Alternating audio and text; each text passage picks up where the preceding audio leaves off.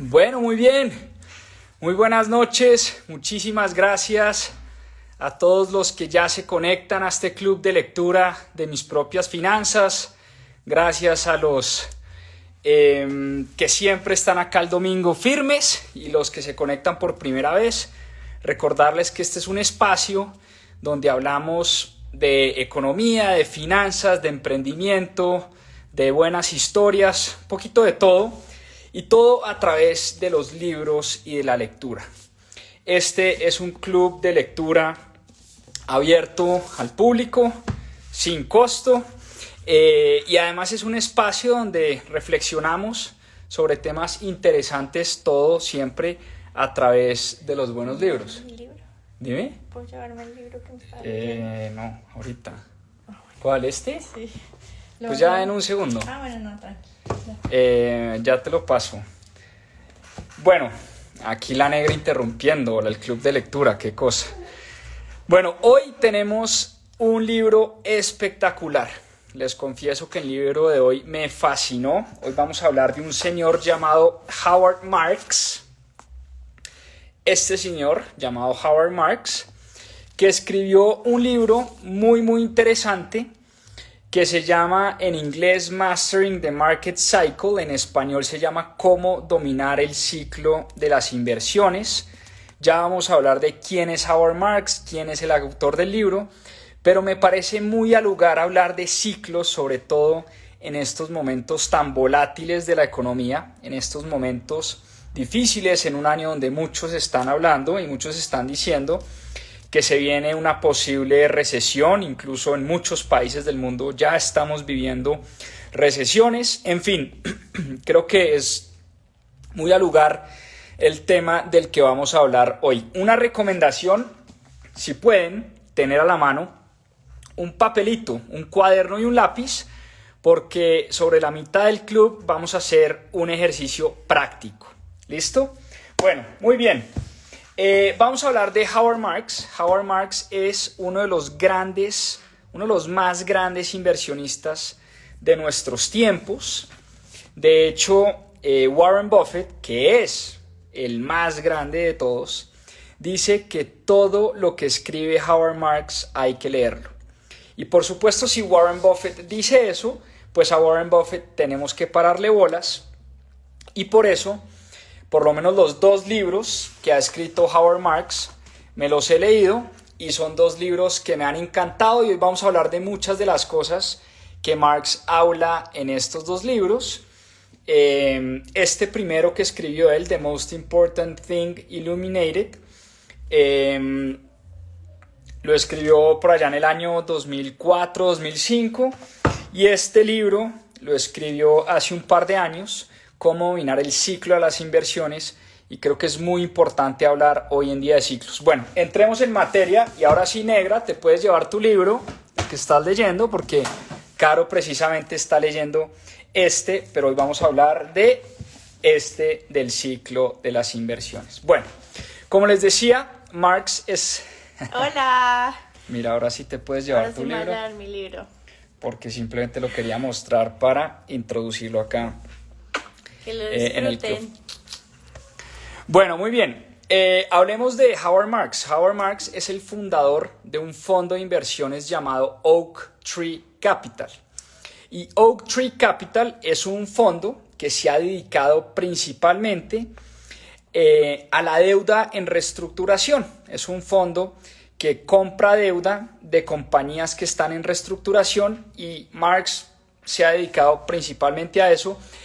Pero Howard Marks tiene más de 40 años de exposición a los mercados financieros, tiene más de 40 años de experiencia en Wall Street y por eso, como decía Warren Buffett, cada vez que Howard Marks escribe algo, hay que parar bolas. En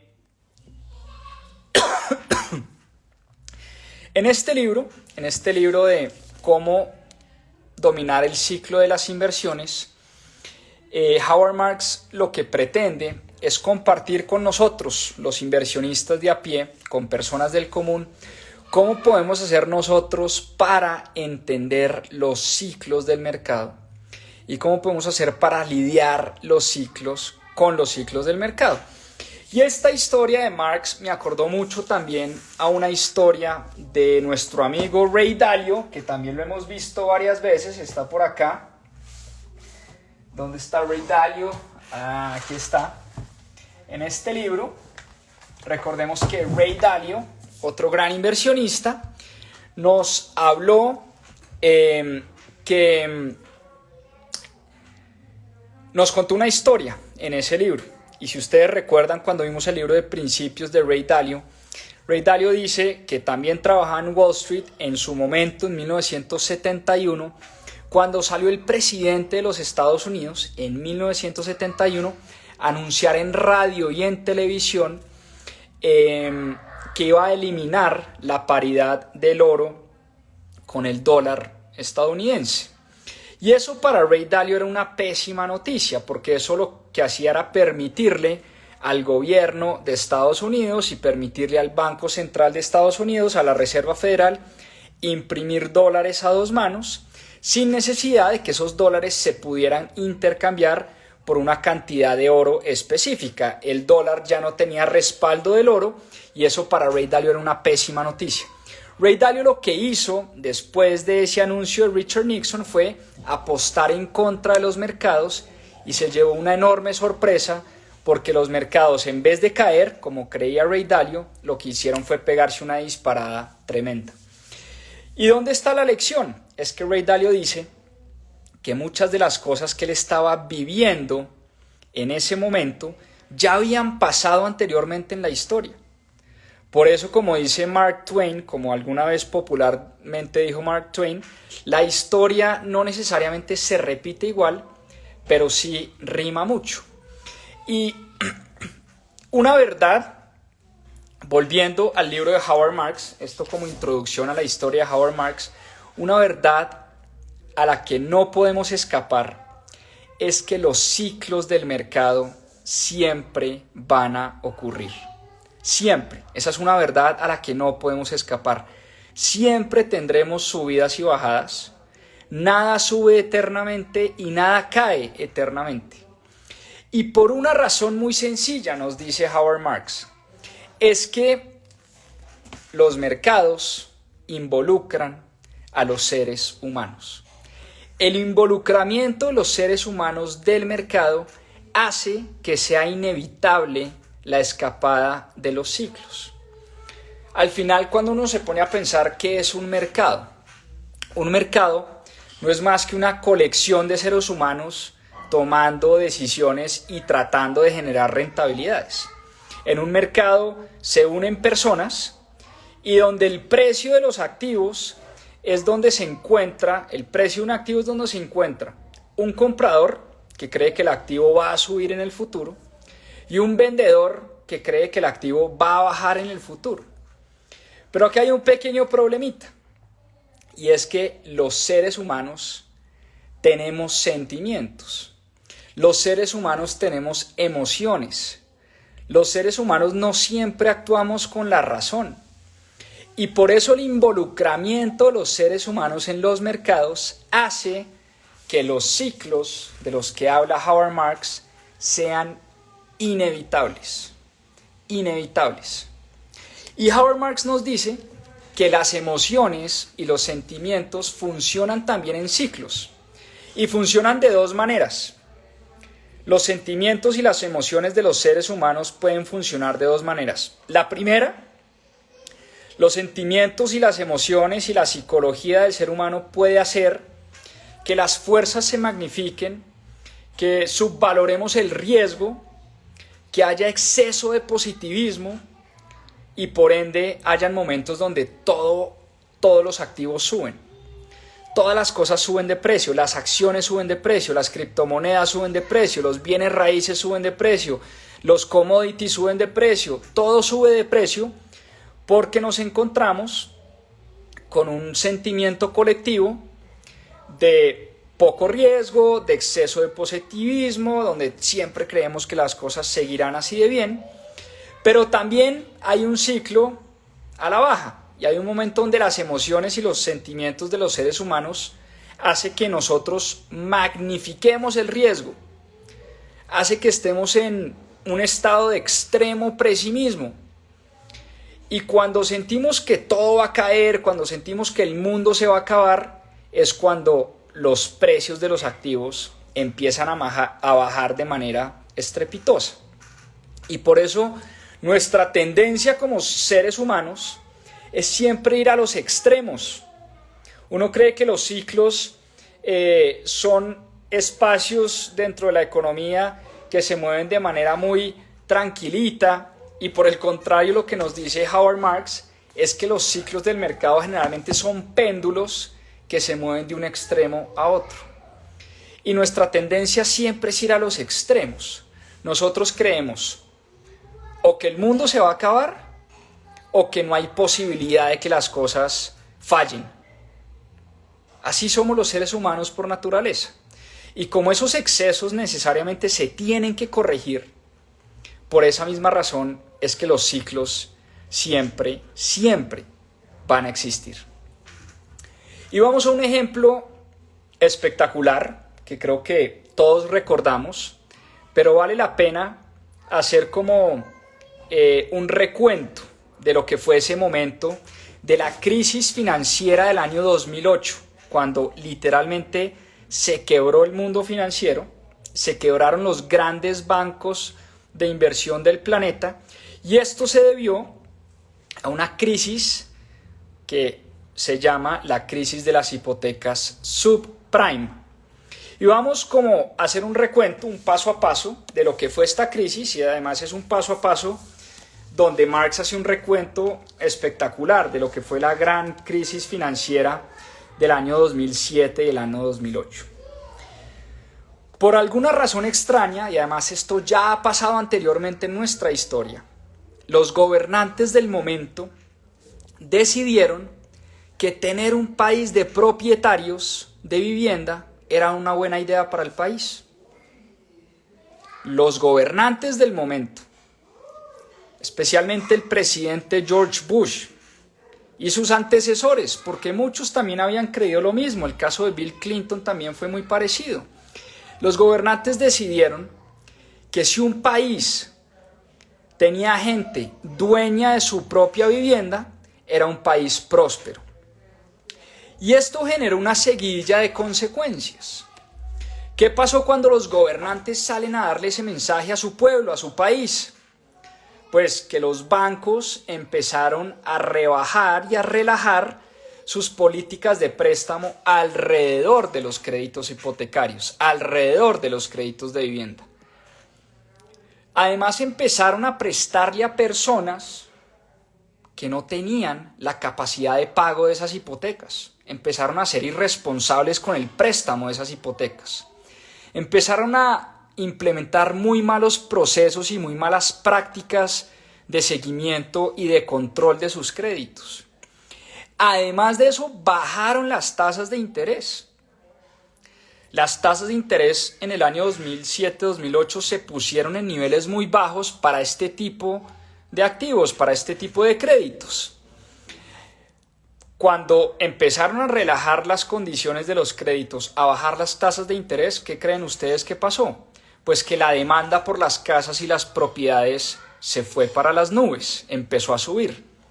Y cuando sube la demanda, esto es economía 101, cuando hay exceso de demanda por un activo particular, ¿qué pasa? Pues suben los precios, ¿no? Suben los precios. Y cuando empiezan a subir los precios de los activos, en este caso del real estate, de los bienes raíces, de las casas, de los activos comerciales, de las naves industriales, en general de los activos y de los bienes raíces, pues ustedes saben que Wall Street no se queda con absolutamente nada, y a Wall Street siempre le gusta hacer dinero, y donde hay dinero, ahí pone las narices. Entonces los banqueros de Wall Street se empezaron a inventar unos productos financieros, unos derivados financieros, donde empezaron a hacer paqueticos, a empaquetar estas hipotecas subprime. ¿Y por qué subprime? Era porque la gente no las podía pagar, Pero como todos estábamos en fiesta, nadie se daba cuenta que la gente no iba a poder pagar esas hipotecas en el futuro. Entonces, ¿qué hicieron los banqueros? Empezaron a empaquetar, a hacer bolsitas y a meter un montón de estos productos en un derivado financiero conocido como el Mortgage Backed Security. Eso es un nombre rimbombante que suena muy, pues sí, olvídense del nombre. Aquí lo que tenemos es que pensar que eran unos paquetes de estas hipotecas y esos paquetes se los empezaron a vender a los inversionistas. Entonces empieza el famoso FOMO o Fear of Missing Out. Yo no me quiero quedar por fuera de la fiesta. Nadie se quería quedar por fuera de esta fiesta de las hipotecas. Y por eso los fondos de inversión, los fondos de pensiones, los fondos de capital privado, los fondos de real estate, todo el mundo empezó a comprar estos productos. Y eran productos que en su valor intrínseco eran basura, eran productos que no valían lo que los banqueros cobraban por estos productos. Con un agravante, es que estos banqueros se juntaron con las empresas aseguradoras más grandes del planeta y además con las calificadoras de riesgo más importantes, con Standard & Poor's, con Moody's, con todas las calificadoras de riesgo que decían que estos productos eran AAA, y con las aseguradoras que aseguraron la compra de estos productos. Háganme el favor, semejante maraña, ¿no? Semejante juego que en su momento hoy ya conocemos, pero en su momento pocas personas se dieron cuenta de lo que estaba pasando. Banqueros empaquetando productos, inversionistas comprando productos, aseguradoras asegurando estos productos y calificadoras de riesgo calificándolos de AAA. Entonces llega un momento donde viene el colapso.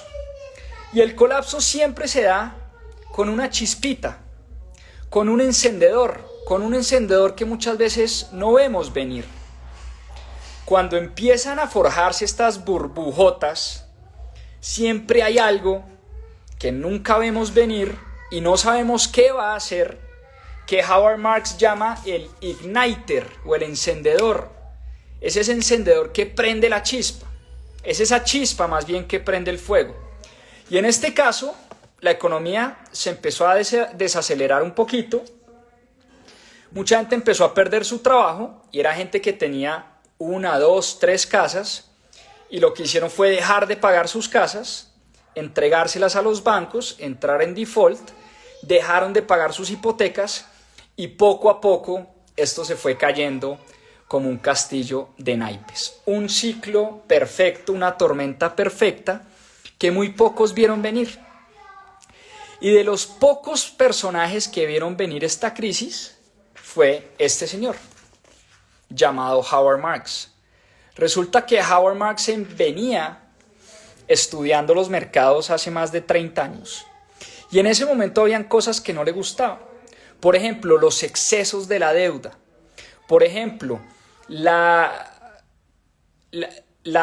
laxitud, la forma como los bancos le prestaban a la gente sin ningún control. Por ejemplo, la cantidad de dinero que había en la economía y la cantidad de personas que empezaron a comprar casas y personas que se sabían que no podían pagar estas hipotecas. Pero fíjense que estos ciclos también funcionan al revés, porque así como las burbujas se inflan, también hay ciclos a la baja que se vuelven irracionales. Y son esos momentos donde las economías... Quiero saludar, papá. ¿Quieres saludar? Bueno, ¿vas a saludar? Saluda pues. Hola, amigos. Di hola, amigos del Club de Lectura. Hola, amigos del Club de Lectura. ¿Sabes de qué estamos hablando? ¿De qué? De los ciclos del mercado. Ya. Chévere, ¿no? Sí. ¿Ya te vas a dormir? No, voy a ¿No? comer huevito con arepita. ¿Vas a comer huevito con arepita? Sí. Bueno, ve pues. Sí, nos vemos ahorita. Te amo. Perdón, es hora aquí crítica en la casa. Bueno, como les decía, los ciclos también funcionan al revés. ¿Qué pasa? Estábamos hablando cómo se forman estas grandes burbujas y todos los activos empiezan a subir de precio. Pero al revés funciona igual. También empiezan las economías a desacelerarse. Llegan las malas noticias. Cuando llegan las malas noticias y las economías se desaceleran, las empresas empiezan a reportar caídas en sus ingresos. Vemos riesgo en todas partes. Como vemos riesgo en todas partes, los bancos empiezan a subir las tasas de interés. El miedo se apodera de todos nosotros, los inversionistas. Todos empezamos a vender porque creemos que el mundo se va a acabar. Como todos empezamos a vender, pues las acciones, los activos, los bienes raíces, los commodities, las criptomonedas, pues se van al piso. Nadie está dispuesto a comprar, es un mercado de pocos compradores. Nos empezamos a refugiar en activos más seguros. Compramos dólares, compramos bonos del tesoro, compramos oro, porque de verdad sentimos miedo, sentimos pánico y no queremos tener exposición al mercado. Hasta que llega un momento, ojo con esto, hasta que llega un momento en que todo está tan barato, los activos han caído tanto de precio, que el mayor riesgo ya ni siquiera es estar en el mercado, sino al revés. El mayor riesgo ahora sí es quedarse por fuera. Y este es el momento perfecto para ser muy agresivos y para doblar nuestras apuestas y para invertir. Entonces fíjense que Howard Marks aquí la sacó del estadio por doble vía. Primero, se anticipó a lo que iba a ser la crisis del 2008. Fue de los pocos que vio ver esa crisis llegar. ¿Y cómo se anticipó? Empezó a liquidar muchos de sus fondos de deuda, dime. Dime. Sí, mi amor, míralo.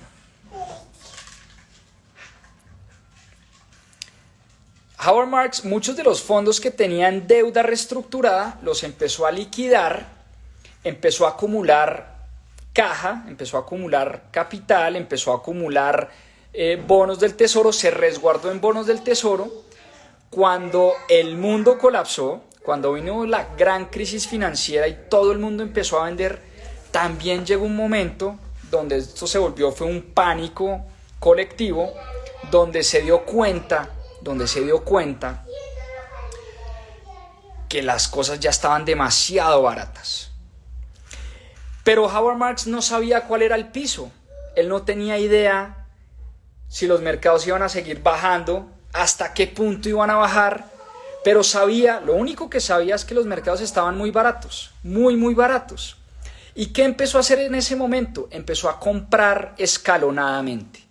¿A qué me refiero con compras escalonadas? Y él nos lo explica en su libro. Todas las semanas, creo que fue durante un periodo de 20 semanas, casi poquito menos de medio año, compraba. Todas las semanas Howard Marks invertía. Mientras el mundo se estaba desbaratando, el tipo empezó a invertir. Todas las semanas, de manera consistente. A veces sentía que había comprado muy caro, a veces sentía que debió haber comprado más, pero de manera disciplinada y consistente empezó a comprar, a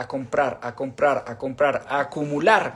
De hecho, ¿saben qué hizo Oaktree Capital? Compró la mayor desarrolladora de casas en Estados Unidos. El mayor developer, el mayor constructor de activos, lo compró cuando nadie quería construir, cuando nadie estaba comprando casas. Por el contrario, cuando todo el mundo le estaba entregando sus casas a los bancos. Howard Marks vio esta empresa tan barata y a tan buen precio que la compró. Y esa inversión, sumada a las otras inversiones que hizo durante un periodo de 15 semanas, resultó ser una de las mejores inversiones de su vida. Entonces fíjense que Howard Marks, que llevaba tantos años identificando los ciclos del mercado, que había vivido en carne propia la burbuja de las .com en el año 99 y en el año 2000, pudo capitalizar su conocimiento, pudo capitalizar su entendimiento de los ciclos del mercado y precisamente aprovechó lo que pasó antes de la crisis y lo que pasó después de la crisis. Fue para él, como decimos coloquialmente, una moñona, ¿no? La sacó del estadio, la sacó del parque, porque vendió antes de que pasara la crisis y empezó poco a poco a comprar cuando los mercados estaban en bajos históricos, ¿no? Y la gran pregunta, y ahora sí vamos a ir al ejemplo práctico, la gran pregunta que nos hacemos nosotros es: ¿cómo podemos hacer los inversionistas de a pie? Porque una cosa es ser Howard Marks, y Howard Marks es el Mbappé de las inversiones.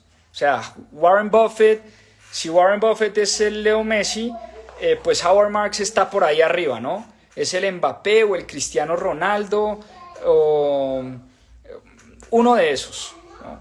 Es uno de los más grandes inversionistas de nuestros tiempos, pero precisamente por eso escribió este libro, para ayudarnos a nosotros, a los inversionistas de a pie, a entender los ciclos del mercado, ¿no? A entender los ciclos del mercado. Vamos al ejemplo práctico. Y por eso yo les pedí que trajeran una hojita de papel. Voy a buscar aquí una hojita. Una hojita de papel.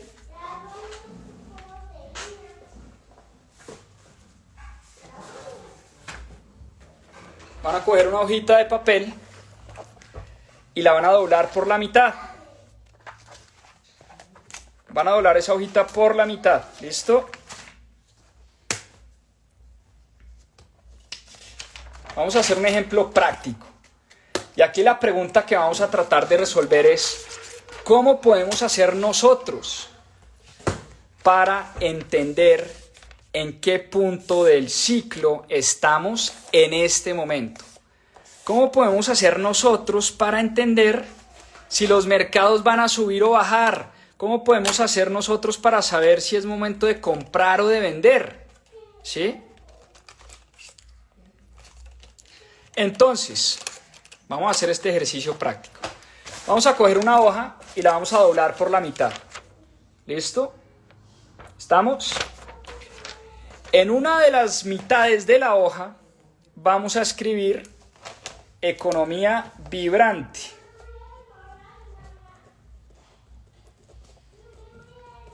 Economía vibrante, bollante, caliente, como lo quieran poner, ¿no? Y en el otro lado de la hojita vamos a escribir economía lenta. ¿Listo?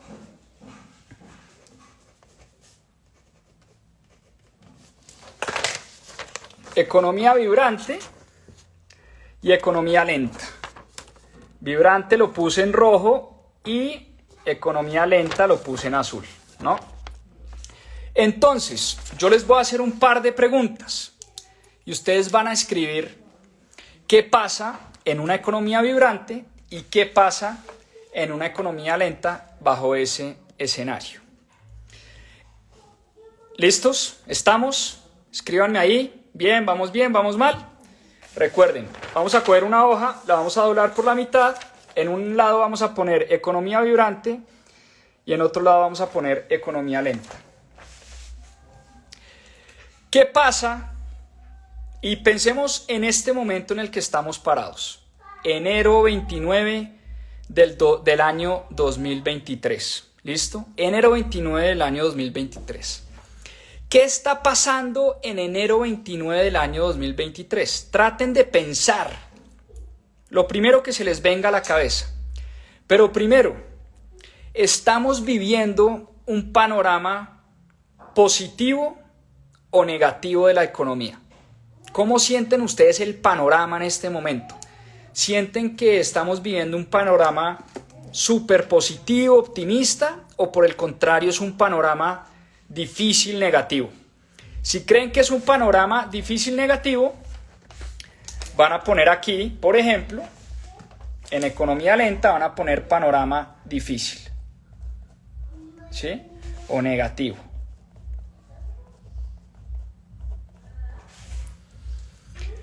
Segundo, en términos de crédito, ¿cómo están los bancos? ¿Cómo están los prestamistas? ¿Se han acercado ustedes a los bancos? Y la pregunta que les voy a hacer es, ¿los bancos hoy en día están más dispuestos a prestar o más reticentes a prestar? Cuando ustedes están saliendo a buscar un crédito para sus empresas, para sus vacaciones, para sus tarjetas de crédito, para su moto, para su carro, para irse a estudiar, ¿los prestamistas están más dispuestos o más reticentes a prestarles plata? ¿Qué creen ustedes?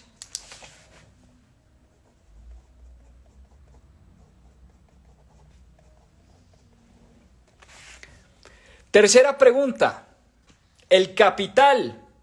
Los que están saliendo a conseguir capital para sus proyectos, para sus empresas, para sus emprendimientos, ¿el capital anda sobrado o el capital anda escaso? ¿Está fácil levantar capital para emprender, para hacer proyectos de bienes raíces, para crecer sus empresas? ¿Está fácil o está difícil levantar capital? ¿Qué creen ustedes? Escriban ahí. ¿Está fácil o difícil levantar capital?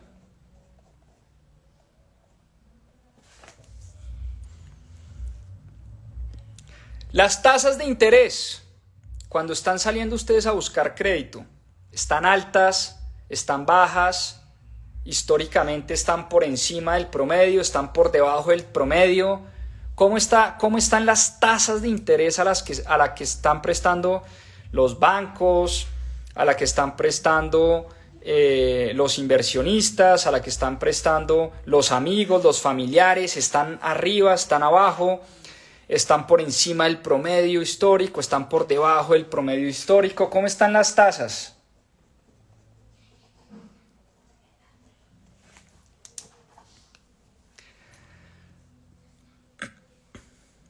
Las noticias, ¿cómo están las noticias?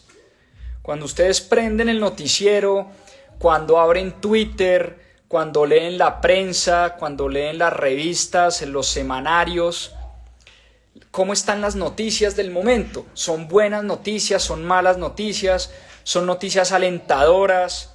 ¿Son noticias mejores que las del año pasado? ¿Peores que las del año pasado? ¿Cómo están las noticias? ¿Son buenas noticias o malas noticias?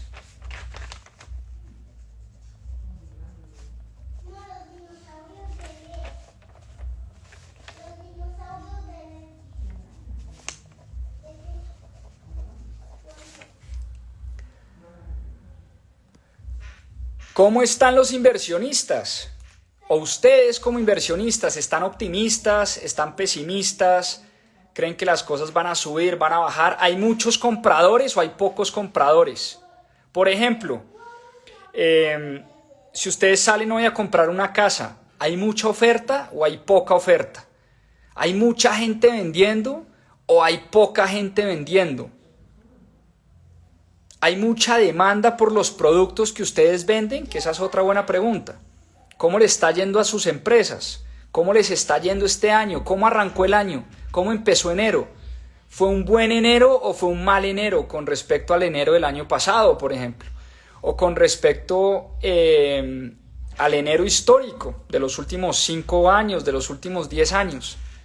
¿Les está yendo bien? ¿Les está yendo regular? ¿Les está yendo mal? ¿Cómo les está yendo?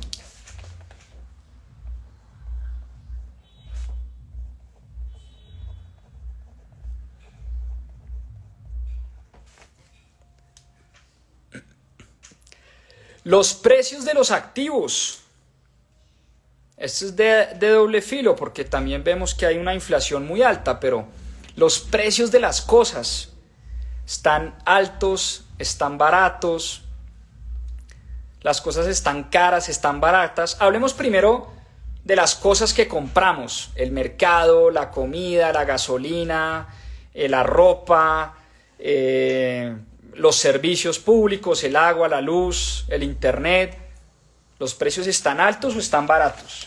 Los precios de las cosas primero.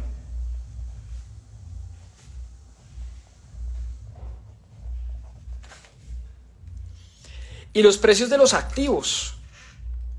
Esta sí es un poquito más difícil, porque de pronto los que son inexpertos en inversiones les queda más difícil saber, por ejemplo, si la acción de Apple está cara o barata.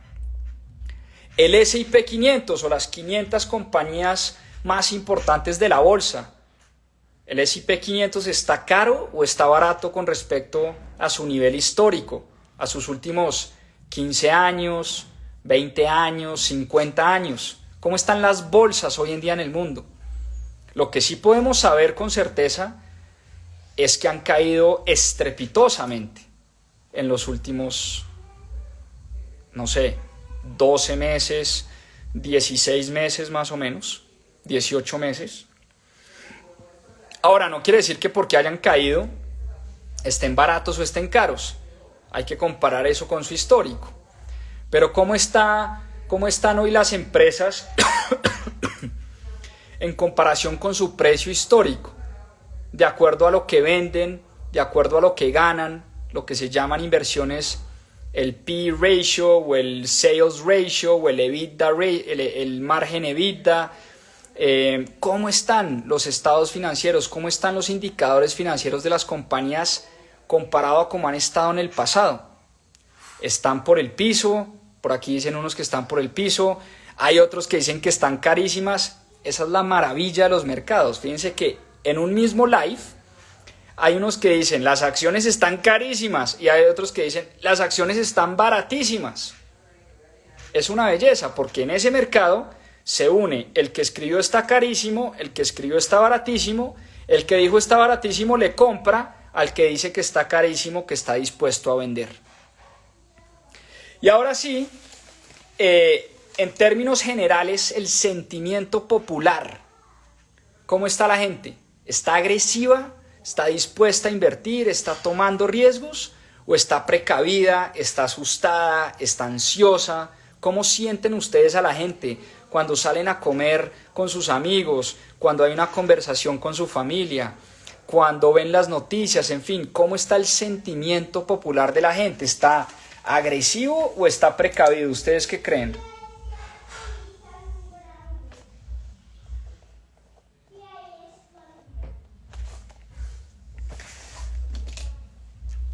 Aquí dicen precavido, ansioso, está neutro, está pesimista. Bueno, hay opiniones variadas.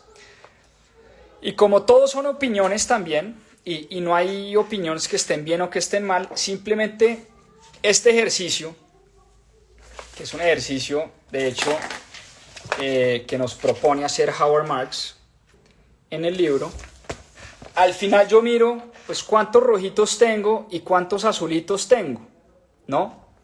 Entonces, si yo tuve muchos más azulitos que rojitos, quiere decir que yo en términos generales, y vuelvo y digo, esto es una opinión muy personal, esto no es ni ciencia cierta, aquí yo tengo todo menos la razón, por supuesto que no, yo soy un aprendiz como muchos de los que estamos acá, pero yo siento que hay un ambiente de negativismo, hay un ambiente de dificultad, los bancos están mucho más reticentes a prestar, está más difícil conseguir capital, las startups la están pasando muy mal porque no están consiguiendo capital como lo conseguían hace 1, 2 o 3 años. Siento que hay menos compradores que vendedores. Cuando salgo a la calle veo muchos letreros en las ventanas de los edificios de se vende, se arrienda, se vende, se arrienda, se vende, se arrienda. Siento en general que el sentimiento popular es un sentimiento de precaución. Veo también cómo los mercados han caído estrepitosamente en los últimos 12 o 14 meses. Veo que los mercados ya se han puesto a niveles mucho más, ¿cuál sería la palabra?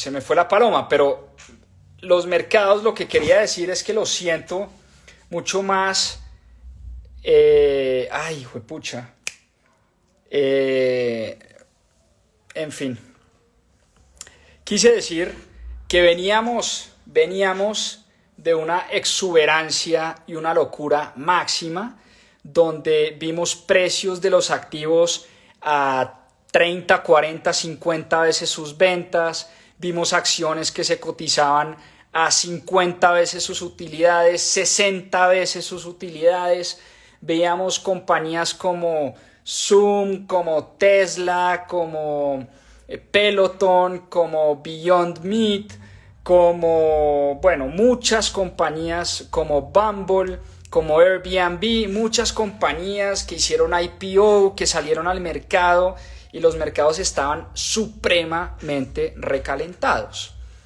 Hoy en día estamos en unos niveles mucho más acordes con los niveles históricos y yo no tengo ni idea, igual que Howard Marks nos dice en su libro, yo no tengo ni idea si ya vimos el piso o no. No tengo ni idea si ya vimos el piso o no. Pero yo sí siento que es un mercado que desde el punto de vista de la inversión es un momento donde poco a poco y con mucha calma es momento de empezar a tomar posiciones un poquito más agresivas o por lo menos, diría yo, me sentiría mucho más cómodo comprando a los precios a los que están hoy las acciones, comprando a los precios a los que están hoy algunos inmuebles que han caído también de precio.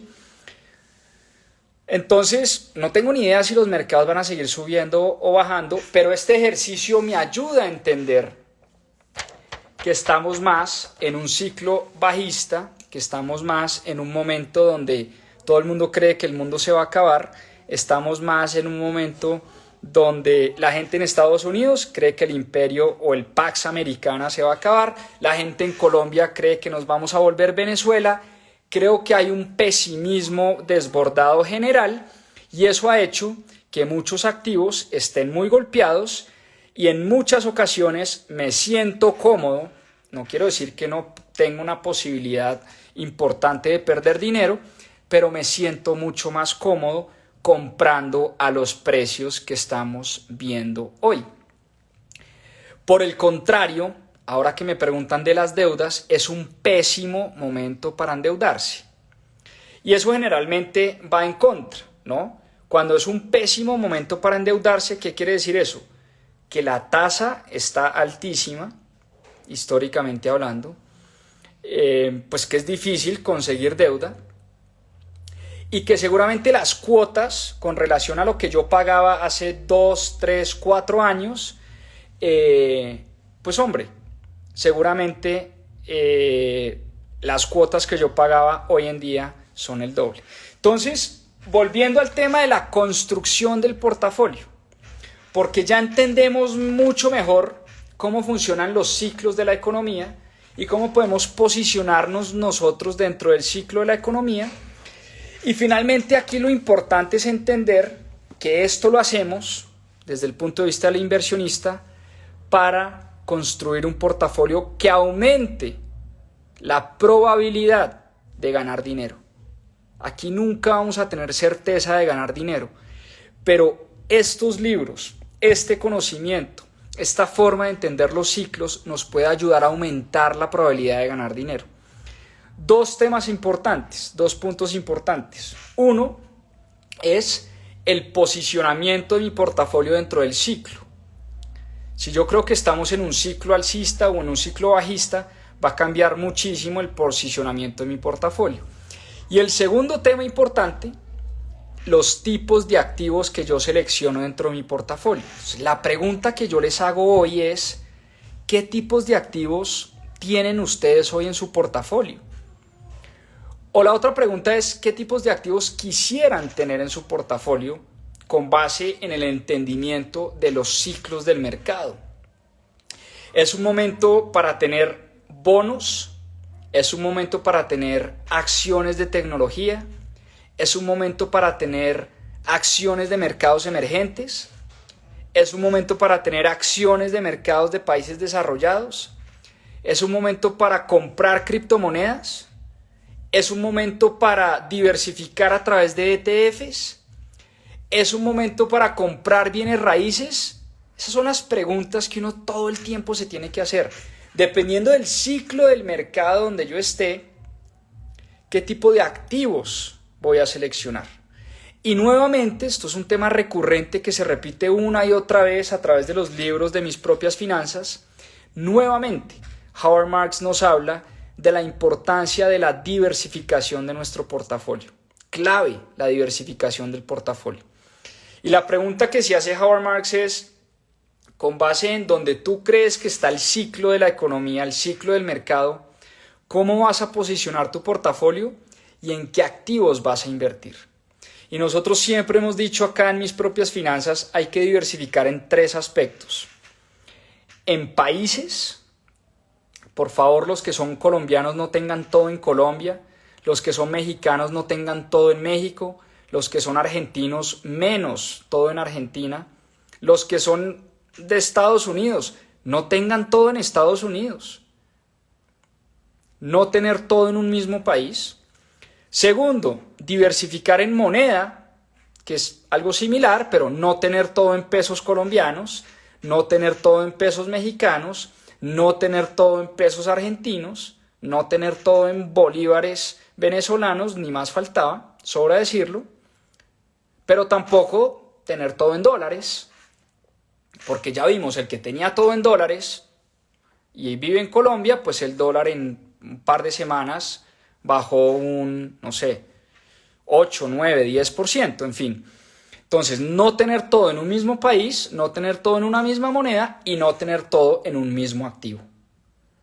Si todo mi patrimonio, y yo siempre pongo el ejemplo de la casa, si todo mi patrimonio está en un apartamento, en Colombia y en pesos colombianos, es hora de cuestionarme la forma como estoy invirtiendo y cómo estoy entendiendo el tema de las inversiones y la diversificación.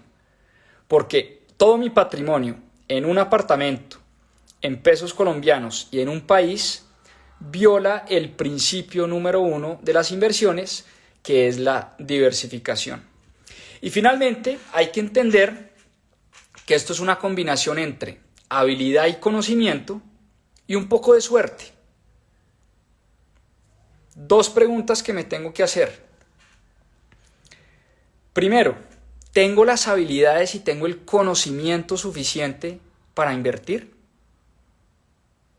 ¿Tengo las habilidades y el conocimiento suficiente para meterme a invertir en bolsa, por ejemplo? ¿Para meterme a comprar criptomonedas, por ejemplo? ¿Para meterme a invertir en bienes raíces? ¿Tengo el conocimiento suficiente para hacerlo? Sí, no, un poquito, mucho, no, pero quiero aprender, no, pero tengo ganas, no, pero me gusta lo que vengo leyendo, lo que vengo aprendiendo, lo que vengo investigando.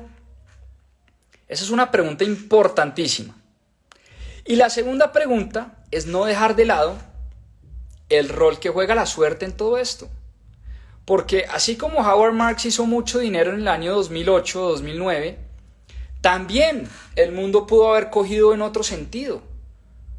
Y todos los inversionistas hacemos apuestas, pero hay una frase de Howard Marks que a mí me gusta muchísimo y dice lo siguiente. Se las voy a leer por acá. Dice que... ¿Dónde está?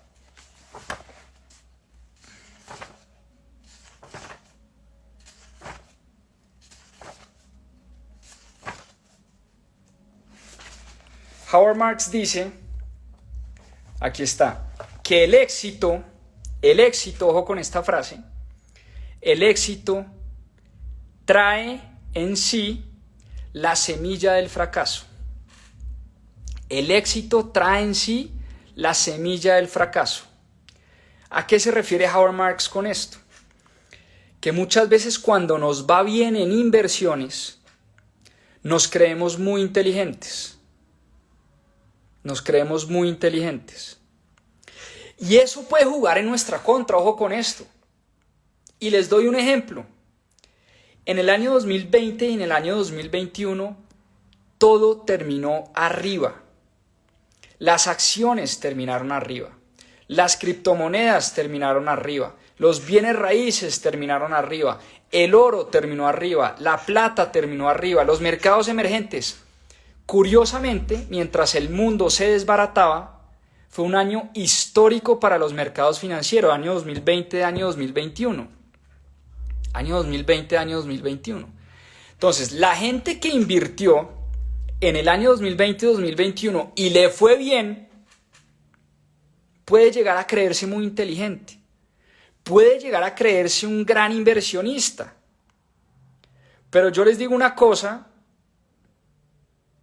y lo dice Howard Marks en su libro: un mico con un acceso a un computador, con un acceso a un broker en línea, hubiera ganado plata en el año 2020 y en el año 2021. Se necesitaba cero inteligencia y cero conocimiento para ganar plata en el año 2020 y en el año 2021. Cualquier cosa que uno comprara subía de precio.